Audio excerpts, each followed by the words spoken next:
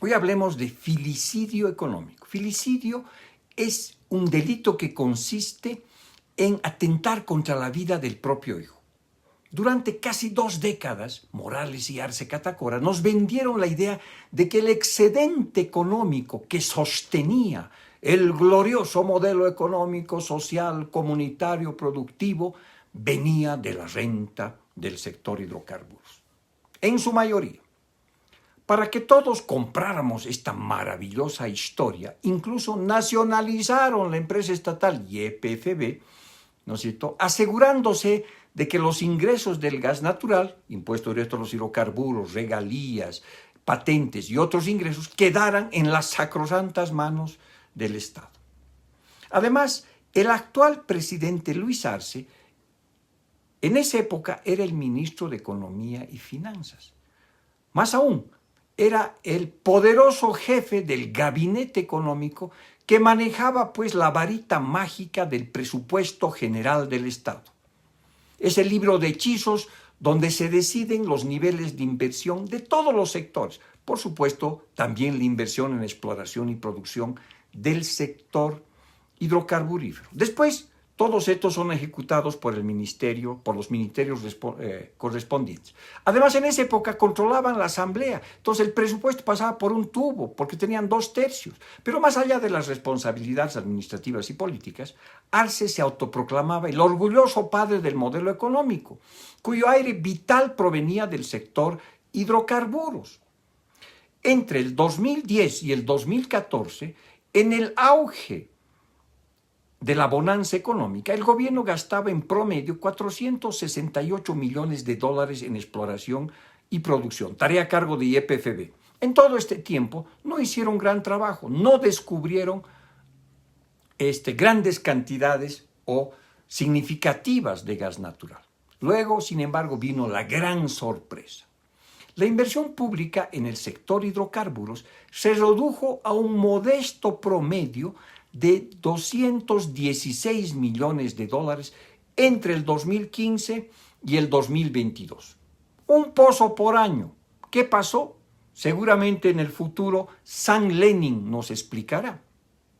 El resultado es que la producción diaria de gas natural bajó de 60 millones de metros cúbicos por día, sí, 60, en el 2015, a la mitad, a 30 millones de metros cúbicos por día en el 2023. Las exportaciones de gas pasaron de 6.600 millones de dólares en el 2014-15 a 2.100 millones de dólares en el 2023. Ahora, en el medio del desplome del gas natural, que es el origen de la falta de dólares, el gobierno, como buen mago, nos presenta nuevos conejos sacados de la galera de la culpa. Ahora nos dice que no hay gas porque los gobiernos anteriores habrían inflado las reservas de este preciado energético. La propaganda oficialista sostiene que los gobiernos neoliberales engañaron a la gente sobre el nivel de las reservas de gas. No eran 26 trillones de pies cúbicos como se había pregonado a inicios del año 2000, sino un humilde 12 o 14 trillones de pies cúbicos. Como este es un recurso natural, dice el gobierno, no renovable, pues se acabó y a llorar al río. Pero a ver, algunas preguntitas, hermanos y compañeros. Si había poco gas, ¿por qué no se concentraron en buscar más gas? Ahora, si no había gas, ¿por qué impulsaron la industrialización de la urea que se basaba en el insumo justamente gas, que no lo tenían y no lo buscaban? ¿Por qué masificaron el uso del gas en las redes, en las ciudades para las familias y las empresas, si el gas estaba escaso? En suma, ustedes sabían muy bien, así lo pregonaron, el gas era la savia que alimentaba el modelo económico. ¿Por qué no buscaron gas?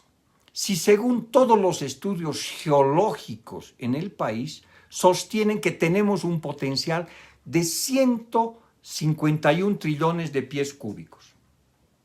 El presidente Arce, en una reciente entrevista, culpó como ya habíamos dicho, al expresidente Evo Morales y a un ministro de hidrocarburos, yo ni siquiera me acuerdo su nombre, de haber reducido ellos la inversión en exploración.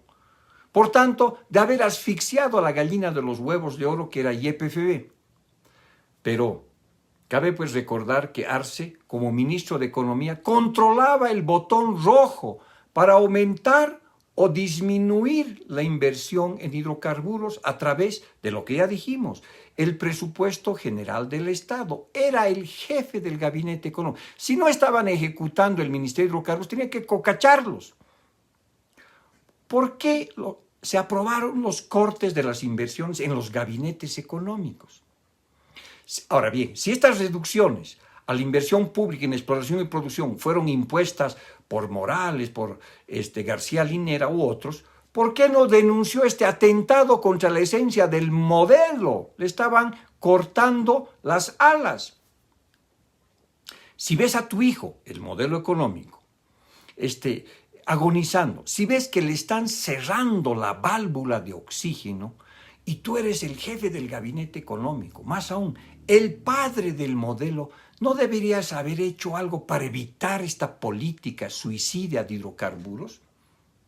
¿No deberías haber gritado desde los tejados, alertando a todo el mundo sobre este atentado?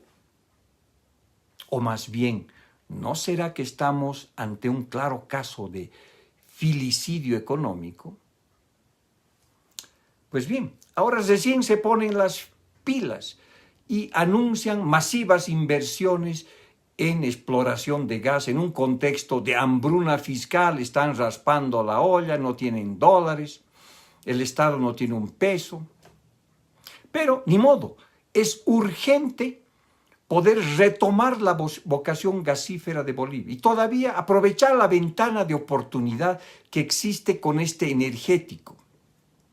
Pero se tiene que ir mucho más allá, se necesita un cambio estructural. Es absolutamente fundamental reformar la ley de hidrocarburos, haciéndola mucho más atractiva a la inversión extranjera directa y promoviendo profundas reformas en la empresa estatal. Inclusive partes de ellas deberían ser cerradas, porque tenemos que devolver a los bolivianos competentes su gestión, dejando al lado la administración cooptada por sindicatos y militantes políticos sin ninguna competencia, que como unos magos chambones hicieron que el gas se haga gas.